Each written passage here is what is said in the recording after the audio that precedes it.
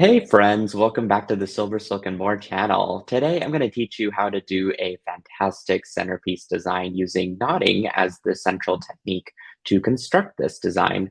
We're going to be basically stringing all this onto the SilverSilk knitted leather chain, and it's such a fun product to use. It really elevates what a regular leather cord looks like with the knitted technology on top of it. And I'm just digging the color combination most of all. So before we get into the tools and materials, I want you guys to make sure and destroy that subscribe button and the like button and leave a comment if you enjoy this content. All of those things are so important for the health of this channel, and it just lets me know that I'm on the right track. So I'm going to flash the picture of our finished piece here. And I'm going to pan down to the table, and we're going to go ahead and cover our tools and materials. So you're going to need a pair of chain nose pliers, a pair of round nose pliers, a pair of cutters, and some wide nose pliers that have been dipped in a product called Tool Magic. It creates a rubber coating at the tip of your pliers so that it's easy to grip your silver silk findings, and it also prevents it from getting scratched as you're crimping it. Very handy to have. I've listed all of these material sources in the description below in case you're wanting to grab any of this stuff out there. It's there for you. All right, as for materials, we've got the knitted leather chain, as I mentioned. Here it is up close. This is in a color called River, which is blue leather cord with dark blue wire that's been knitted on top of it. Super pretty. How it's made is that 6 latch hook needles take a single piece of wire, essentially a single thread of wire, and it knits it into a sock that's sort of drawn down over the leather cord. The total diameter is about 2.5 to 3 millimeters, give or take, somewhere in there. um, and so the cord is rather thick for and perfect actually for a necklace rope. And then all we're doing is essentially just embellishing it, which is perfect. Sometimes simplicity is great. We've got my single strand end caps, which are custom made for silver silk chain. They have little teeth inside of the channel. And so all you do is just stuff your wire or cord inside, and just give it a good press with those wide nose pliers. And that's really it. You don't need glue or anything extra. I'll demonstrate how this technique works a little bit later as we construct our design. You'll need 2 jump rings that are 4 millimeter diameter.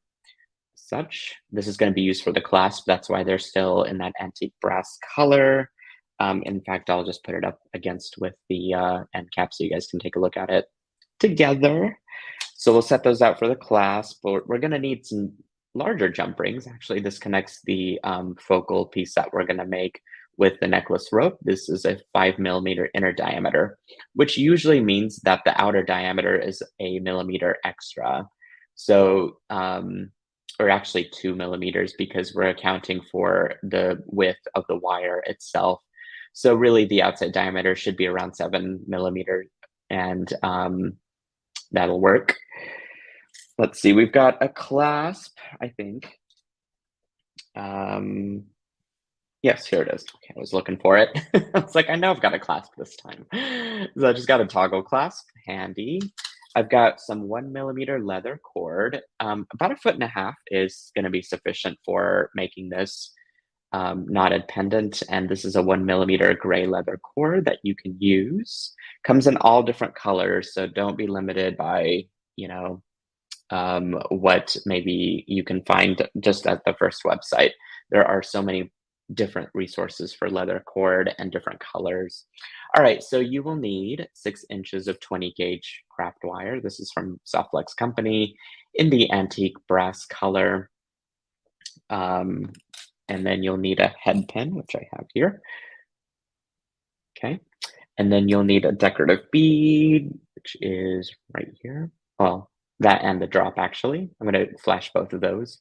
So this will just stack right underneath that whenever we put it all together. Super pretty. And then some black tourmaline tri-cut faceted beads. Delicious. This is going to add that gemstone sparkle that only Well, only gemstones can bring. So there's all of those. Let's start with our centerpiece that is at the bottom of the design. So all I'm going to do is string my head pin through.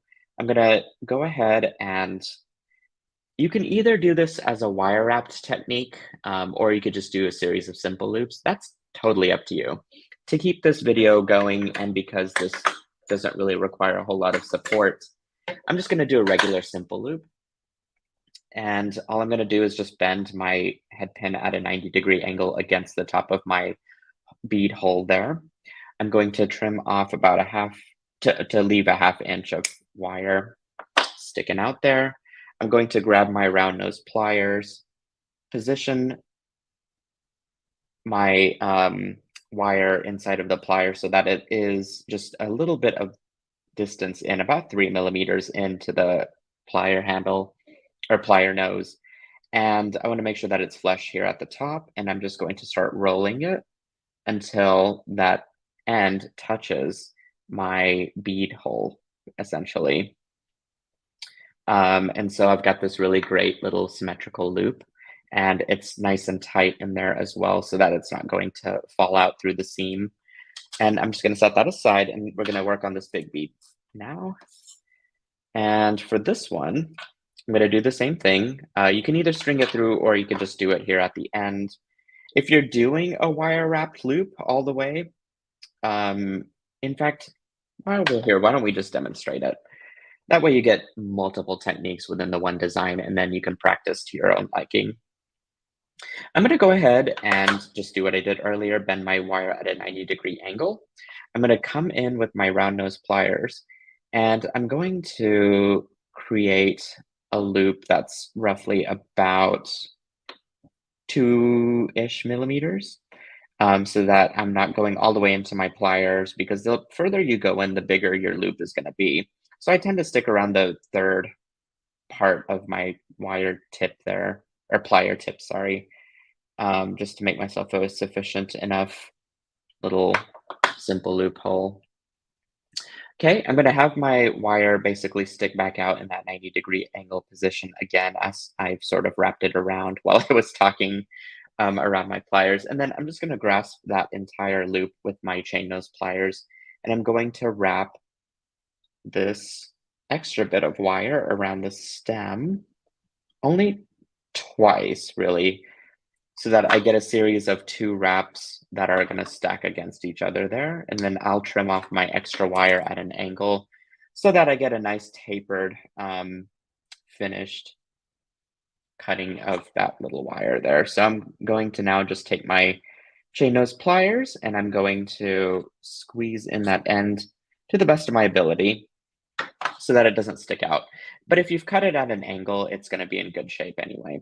And then I'm going to string this right through and pretty much do the same thing to the other side. I'm going to grasp at the tip there so that I leave myself some room to wire wrap.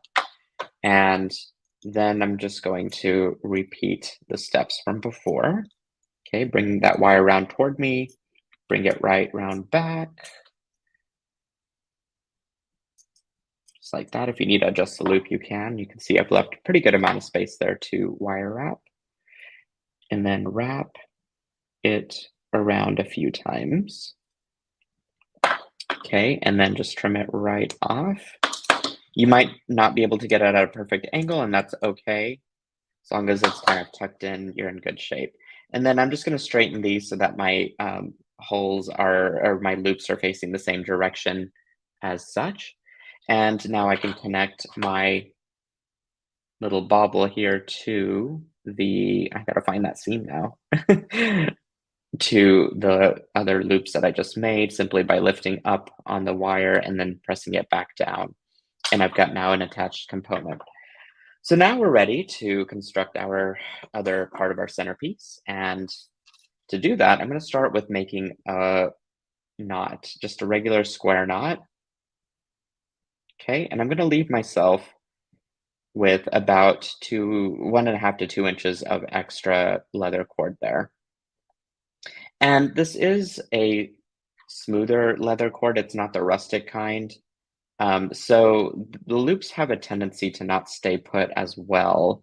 If you're gonna get a leather cord, I would probably recommend getting something that is more of a matte finish and not so much a shiny cord.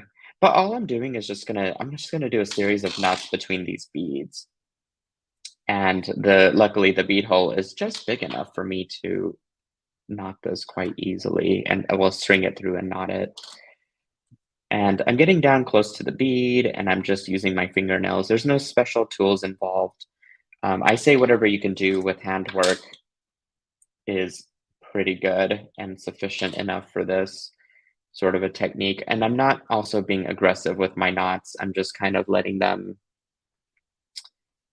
stay plump.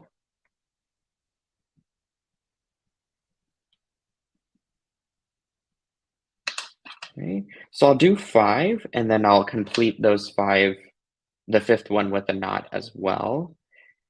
And then I'll kind of sandwich my pendant that I just wire wrapped between my knots. So here I'll just show you as we're sort of coming to it. So there we go. We're gonna create our last knot here. One thing I do like about the smoother leather cord is that it's kind of forgiving. You can actually scooch the knot where you need it to, and it's not gonna, you know, uh, be stubborn on you. Okay, I just, again, sandwiched my wire wrap loop between 2 knots there, and then I'll just simply continue through to the other side. Really, I probably could have started out in the center of my leather cord and worked out from there. That's a way to do it if you're kind of not sure about the length that you need toward the end of your design here. Perfectly okay. I think I should have plenty on both sides to work with though.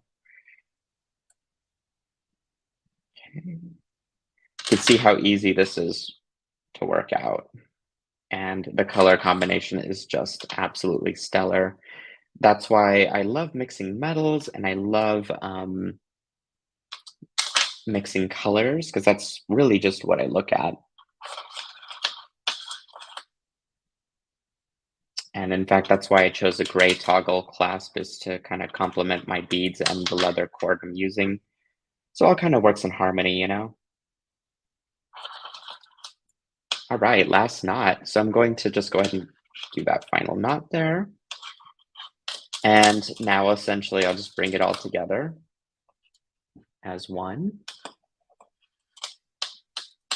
Okay, I'll leave that first one kind of loose and then I'll do a second to really tighten that all together. At this point, I would recommend using a little bit of glue, which was not mentioned in the materials list. However, better safe than sorry.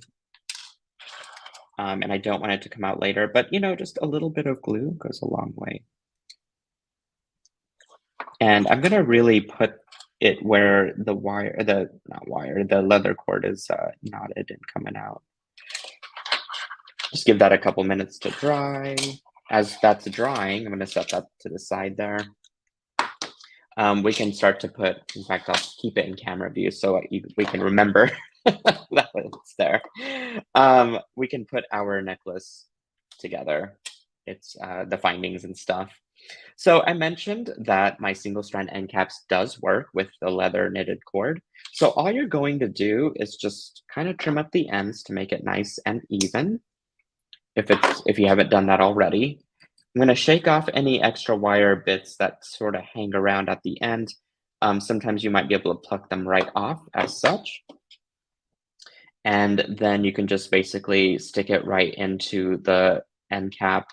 If there's little bits of wire sticking out, you can definitely roll it between your fingers and then stick it in. That's a great way to go about it. And then just use your wide nose pliers to squeeze that end cap. And voila. Do that to both sides. And in fact, before I put this last thing on, this last end cap, what I think I want to do is go ahead string on my 2 jump rings. These are the 2 darker, larger jump rings that'll attach my center focal piece together to the necklace. And I'm going to go ahead and string on my end cap. Now, the only thing I want to like kind of sit down and set my design down and look at is the position of the end cap, because I want to make sure that they kind of line up the same with where the stamp imprint is and where the seams are. So when I lay it down and whenever I smash this shut, it's going to kind of look exactly similar to the one I did before. And that's just a little important detail, especially as it lays on your neck when you're wearing it. You don't want it to twist and turn. So be sure to check that and just lay it on the table and see how the leather cord is going to react whenever it's all flat. All right, so at this point, I'm going to go ahead and attach the toggle simply by opening my jump rings and attaching 1/2 of the toggle in. Same thing to this side.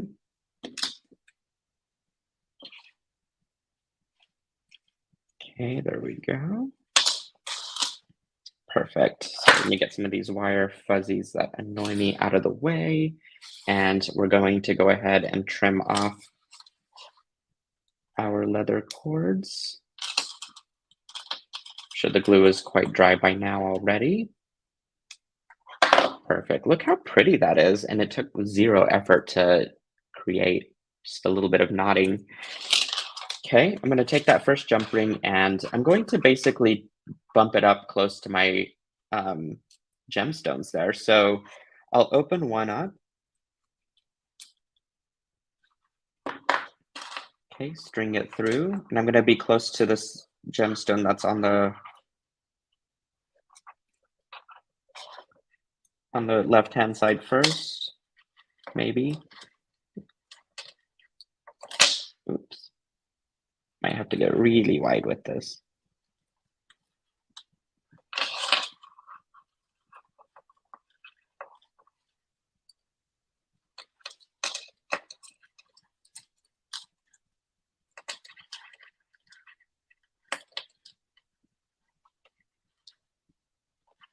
Okay, it's good. Once it starts to relax, it'll actually just kind of scooch into place. Of course, I got on the wrong side. So I'm just gonna adjust that real quick.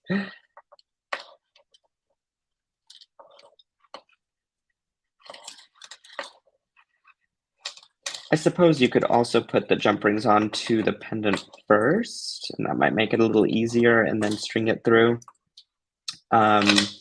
I actually can't even remember how I did it whenever I first made it, but that might have been the way to go at it. Here, let's try it that way. In fact, might be easier. Here we go. Maybe that's how I did do it. I just don't remember.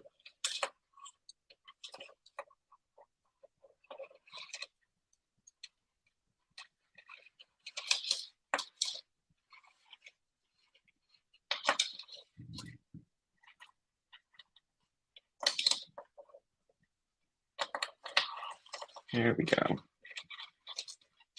Okay. And let's do this other one. In fact, I'm just going to take it right off. I was thinking it would be easier, but that's okay. Trial and error, right? Right. There we go.